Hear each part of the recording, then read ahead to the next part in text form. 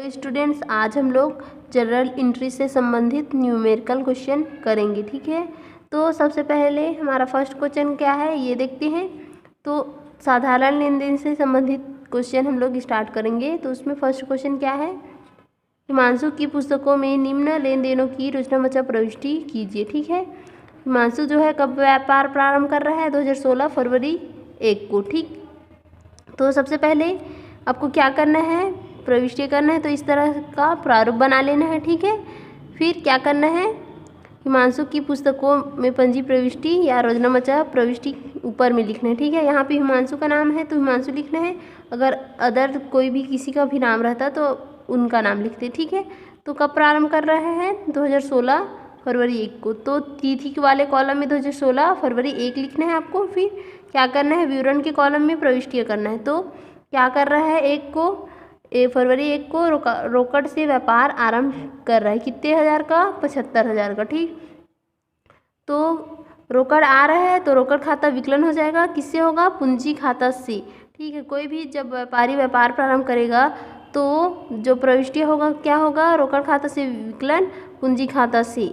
ठीक है, रोकड़ से व्यापार प्रारंभ करेगा तो ठीक है, पूंजी खाता हमेशा क्या होगा, समाकलन होगा। तो इसके नरेशन में क्या लिखेंगे, रोकड़ से व्यापार प्रारंभ किया। ठीक, कितने का, 75,000 का। तो विकलन राशि वाले कॉलम में विकलन राशि लिखेंगे और समाकलन राशि वाले कॉलम में समाकलन राशि लिखेंगे। ठीक है, इसी तरह से 7 जो है तारीख में क्या बोल रहा है, नगद माल खरीदा है। ठीक है, तो क्रय कर रहा है, खरीद रहा है यानी क्रय कर रहा है माल।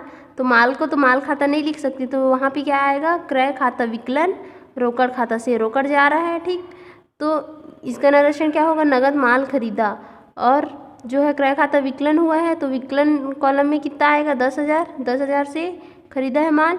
और समाकलन वाले कॉलम में क्या आएगा, उसमें भी 10,000 आएगा। ठीक है, इसी तरह आगे 9 तारीख में क्या बोल रहा है, स्वाति को उधार माल बेचा। ठीक है, उधार माल बेच रहा है। ठीक है, तो यहाँ पे स्वाति का नाम आएगा। ठीक है, यहाँ पे रोकड़ नहीं आएगा क्योंकि उधार बेच रहा है माल। ठीक है, तो स्वाति विकलन विक्रय खाता से। ठीक है, स्वाति जो है व्यक्तिगत खाता है। ठीक है, तो व्यक्तिगत खाता किसी भी का नाम का खाता रहता है तो उसके सामने खाता नहीं लिखाता है, सिर्फ क्या लिखाएगा, उनका नाम लिखाएगा। तो स्वाति विकलन विक्रय खाता से। ठीक है, उधार माल बेच रहे हैं, इसके नरेशन में क्या लिखाएगा, स्वाति को उधार माल बेचा। इसका जो राशि है विकलन राशि विकलन कॉलम में और समाकलन राशि क्या है, समाकलन कॉलम में। ठीक, आगे क्या है, 12 तारीख को फर्नीचर नगद खरीदा। फर्नीचर नगद खरीद रहे हैं, क्या आ रहा है, फर्नीचर आ रहा है। ठीक है, वास्तविक खाता है ये और क्या जा रहा है, रोकड़ जा रहा है। ठीक, तो ये फर्नीचर खाता विकलन रोकड़ खाता से। फर्नीचर क्या कर रहे हैं, नगद खरीद रहे हैं, तो नरेशन में लिखेंगे फर्नीचर नगद खरीदा। और जो राशि कितने का खरीदा है, 3,000 का खरीदा है, तो 3,000 विकलन कॉलम में और समाकलन कॉलम में लिखेंगे। ठीक, आगे क्या है, 18 तारीख को स्वाति से नगद पाया। स्वाति से हमको क्या मिल रहा है, नगद मिल रहा है, रोकड़ मिल रहा है। तो रोकड़ खाता विकलन स्वाति से मिल रहा है। स्वाति क्या है, देने वाली है तो स्वाति खाता से हो जाएगा। ठीक, इसका नरेशन क्या होगा, स्वाति से नगद पाया। कितना हज़ार पाया, 5,000। तो 5,000 जो है विकलन कॉलम में विकलन राशि, समाकलन कॉलम में समाकलन राशि। ठीक, फिर आगे क्या है, 19 तारीख को किराया चुकाया। किराया दे रहे हैं तो रोकड़ जा रहा है। ठीक, तो किराया खाता विकलन हो जाएगा रोकड़ खाता से और नरेशन क्या होगा, किराया चुकाया। ठीक, और इसका कितना चुका रहा है, 1,000 चुका रहा है। तो विकलन जो है विकलन राशि विकलन कॉलम में और समाकलन राशि समाकलन कॉलम में। ठीक है, रोकड़ खाता से हुआ है तो समाकलन राशि जो है समाकलन कॉलम में 1,000 हो जाएगा, लिखा जाएगा। फिर ये 28 तारीख को क्या बोल रहा है, तिथि में लिखना है। 28 तारीख को क्या बोल रहा है, वेतन का भुगतान किया। वेतन का क्या कर रहे हैं, भुगतान कर रहे हैं। तो रोकड़ जा रहा है तो वेतन खाता विकलन रोकड़ खाता से वेतन का भुगतान किया, नरेशन में लिखना है। फिर विकलन राशि जो है विकलन कॉलम में, समाकलन राशि समाकलन कॉलम में। ठीक, अब क्या करना है आपको, विकलन राशि का पूरा योग करना है और जो है समाकलन राशि का योग करना है। तो दोनों का योग क्या आना चाहिए, बराबर आना चाहिए, सेम आना चाहिए। ठीक है, फिर इसी तरह से आगे की जो पंजी प्रविष्टियाँ होगा। और एक चीज़ और इसमें जब भी कोई भी व्यवहार का प्रविष्टि करेंगे तो उसके बाद क्या करना है, आपको एक लाइन से सीधी रेखा खींच देना है, ठीक है। उसके बाद सेकेंड जो प्रविष्टि है उसको चालू करना है, फिर आपको क्या करना है, फिर से सीधी रेखा खींचना है, ठीक। इसी तरह से आगे की जो है प्रविष्टियाँ आपको करनी है, आपके लिए होमवर्क है, आप लोग करिएगा, ठीक। स्टार्ट करते हैं चौथा नंबर के क्वेश्चन। ये जो है चौथा नंबर के क्वेश्चन क्या है, इसमें संयुक्त लेन देनों से संबंधित प्रविष्टियाँ हैं। संयुक्त क्या होता है, जिसमें एक से अधिक खाता क्या होता है, विकलन होता है, और एक से अधिक खाता समाकलन होता है, ठीक है। तो चौथा नंबर के क्वेश्चन में है, मुदित के रोजनामचे में निम्न लेन देनों की प्रविष्टियाँ कीजिए, ठीक है। मुदित के जो पुस्तक है उसमें रोजनामचा के लेखे करना है, ठीक है। तो ऊपर में मुदित क्या लिखेंगे, सबसे पहले मुदित के पुस्तक में पंजी प्रविष्टि है या रोजनामचा प्रविष्टि है, ठीक। तो ये जो है कब प्रारंभ कर रहा है व्यापार, 2016 जनवरी 1 को कर रहा है। तो तिथि के कॉलम में 2016 फिर जनवरी 1, ठीक। 1 को ये क्या कर रहा है, नगद से व्यापार प्रारंभ किया है, ठीक है, और भवन है, ठीक है। तो ये संयुक्त प्रविष्टियाँ है, भवन से और दोनों से व्यापार प्रारंभ किया है, ठीक है। तो रोकड़ खाता विकलन हो जाएगा और भवन खाता विकलन हो जाएगा, और किससे होगा, पूंजी खाता से। तो ये कितने हज़ार से कर रहा है, 1,75,000 से, और 1 लाख का भवन से, ठीक है। तो रोकड़ खाता विकलन हुआ है तो 1,75,000 विकलन कॉलम में, और जो भवन खाता क्या हुआ है, विकलन हुआ है, तो ये भी क्या होगा, 1 लाख विकलन हो जाएगा। तो विकलन कॉलम में लिखाएगा इसकी राशि, ठीक है, 1 लाख। फिर इन दोनों का टोटल होके जो पूंजी खाता क्या हुआ है, समाकलन, इन दोनों का टोटल 2,75,000, ये किस में जाएगा, समाकलन वाले कॉलम में, ठीक है। तो नरेशन में क्या लिखना है, नगद व भवन से व्यापार प्रारंभ किया, ठीक है। आगे 2 तारीख को क्या बोल रहे हैं, नगद माल खरीदा है। नगद माल खरीद रहा है तो इसका प्रविष्टि क्या होगा, क्रय खाता विकलन रोकड़ खाता से, और नरेशन नगद माल खरीदा, ठीक। कितने हज़ार से खरीद रहा है, 75,000 से। तो विकलन जो है कॉलम में विकलन राशि, और समाकलन वाले में कॉलम में समाकलन राशि। रोकड़ खाता समाकलन हुआ है, ठीक है, तो समाकलन राशि, ठीक है, दोनों में आएगा, ठीक। 3 तारीख में क्या बोल रहा है, रमेश को माल बेचा। रमेश को क्या कर रहा है, माल बेच रहा है रमेश को, ठीक। तो क्या कर रहा है, उधार में माल बेच रहा है। यहाँ पे नगद शब्द का उल्लेख नहीं है, ठीक है, ना ही भुगतान नगद का उल्लेख है, ठीक है। तो यहाँ क्या है, उधार माल बेच रहा है, तो रमेश का नाम आएगा, रमेश विकलन विक्रय खाता से। इसका नरेशन में क्या लिखना है, रमेश को उधार माल बेचा।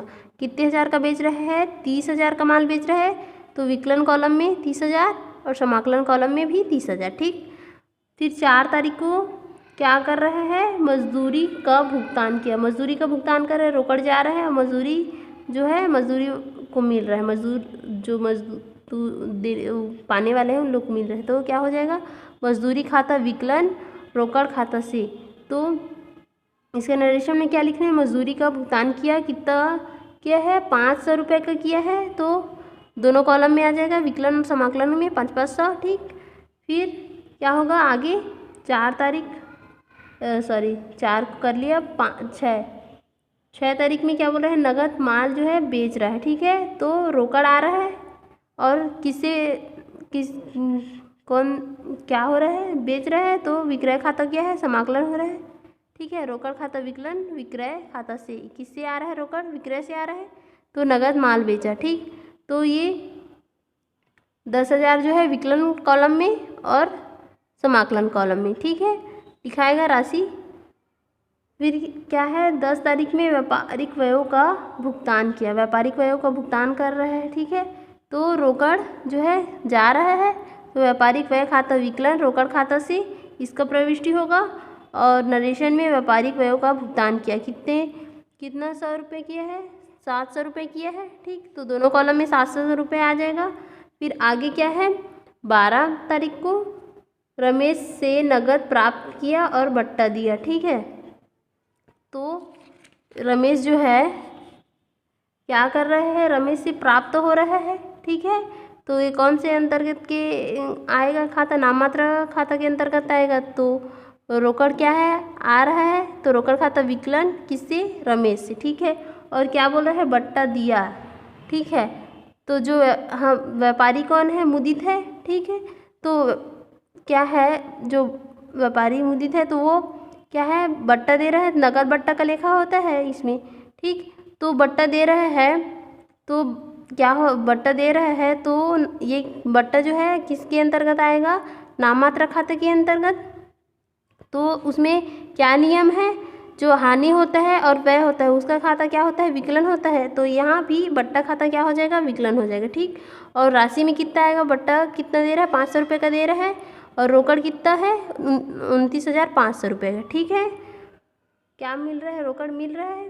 ठीक, प्राप्त हो रहा है तो 29,500, और इन दोनों का टोटल करके रमेश से, ठीक है, 30,000 हो जाएगा। ठीक, रमेश ये नगद प्राप्त किया, वह बट्टा दिया। ठीक, आगे जो है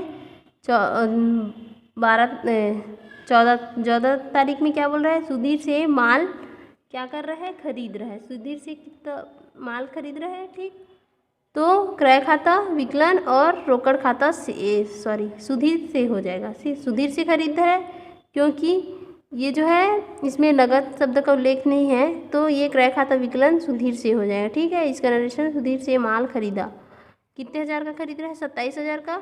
तो दोनों कॉलम में 27,000। ठीक है, विकलन राशि, विकलन कॉलम में विकलन राशि और समाकलन कॉलम में समाकलन राशि। ठीक, आगे क्या है, 18 तारीख में क्या बोल रहा है, माल की ढुलाई दी। ठीक है, तो रोकड़ जा रहा है इसमें और ढुलाई दी। तो ढुलाई जो है क्या है, होता है किसी भी जो सामान को ले जा रहे हो तो उसका भाड़ा देते हैं। ठीक है, किराया देते हैं, तो वही है, ये भाड़ा खाता विकलन हो जाएगा रोकड़ खाता से। तो माल की ढुलाई दी। ठीक, इसका नरेशन होगा, और कितना दिया है, 1,000 रुपये दिया है। ठीक, तो ये दोनों राशि जो है दोनों कॉलम में आ जाएगा, एक राशि है दोनों कॉलम में आ जाएगा। ठीक, फिर 20 तारीख को क्या है, व्यक्तिगत प्रयोग के लिए क्या किया है, रोकड़ निकाला है। ये जो व्यापारी है वो क्या कर रहा है, अपने खुद के जो उपयोग के लिए क्या कर रहा है, रोकड़ का निकाल रहा है। तो इसका प्रविष्टि क्या होगा, आहरण खाता विकलन क्रय खाता से। जब भी कोई व्यापारी अपने प्रयोग के लिए कुछ भी सामान भी निकालेगा, कुछ भी माल चाहे रोकड़ हो, तो क्या होगा, आहरण खाता विकलन हो जाएगा क्रय खाता से। ठीक है, और इसके नरेशन में व्यक्तिगत प्रयोग के लिए क्या कर रहा है, रोकड़ निकाल रहा है। ठीक, और कितना रोकड़ निकाल रहा है, 5,000 का निकाल रहा है ये। ठीक, तो दोनों कॉलम में जो है क्या है, 5-5 हज़ार आ जाएगा। आगे 22 तारीख को क्या बोल रहा है, घरेलू उपयोग के लिए वस्तुएं ली। तो घरेलू उपयोग के लिए वस्तुएं ले रहे हैं, तो यहाँ पर भी वही प्रविष्टि होगा, आहरण खाता विकलन क्रय खाता से। ठीक, और इसका नरेशन होगा, घरेलू उपयोग के लिए वस्तु ली, कितना हज़ार का ली, 2,000 का। तो ये दोनों 2,000 का लिए, दोनों कॉलम में 2,000 रुपया। ठीक, फिर क्या है, 25 तारीख को सुधीर को भुगतान किया। ठीक, तो भुगतान कर रहे सुधीर को, तो रोकड़ जा रहा है। ठीक है, तो सुधीर का खाता विकलन और रोकड़ खाता से, और जो बट्टा दिया। ठीक है, तो सुधीर को हम लोग भुगतान कर रहे हैं, तो वो बट्टा दे रहा है। ठीक है, तो बट्टा दे रहा है, तो ये क्या है, आय हो रहा है। आय और जो व्यय रहता है नाम मात्रा खाता के अंतर्गत आता है बट्टा। तो जो आय और क्या होता है, लाभ होता है, वो क्या होता है, डेबिट समाकलन होता है, क्रेडिट होता है। तो ये बट्टा खाता से हो जाएगा। ठीक, और बट्टा खाता में कितना दे रहा है, 300 रुपये का बट्टा दे रहा है, तो 300, और रोकड़ कितना है, 26,700 का, और इन दोनों का टोटल किस में जाएगा, सुधीर के खाते में, तो ये 27,000 हो जाएगा। ठीक है, फिर क्या करना है आपको, विकलन जो कॉलम है उनमें विकलन राशि है उनका योग करना है, और जो समाकलन राशि है उनका योग करना है। ठीक है, दोनों का योग क्या आना चाहिए, बराबर आना चाहिए। तो इसी तरह से आगे के जो क्वेश्चन है उनका प्रविष्टियाँ होगा, तो आप लोग बनाइएगा। ठीक है।